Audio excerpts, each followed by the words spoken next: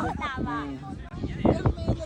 Ang ganda ng antena mo, ang ganda sa picture.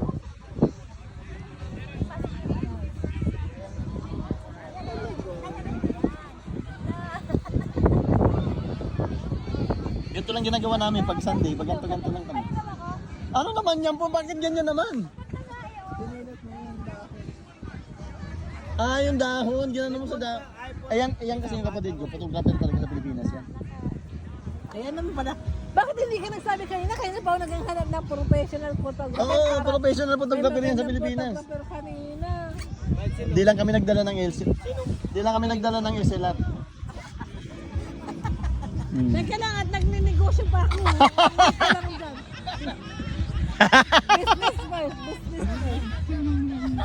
May 30% ako dito. Naka-vlog kami. Diba? Ayun.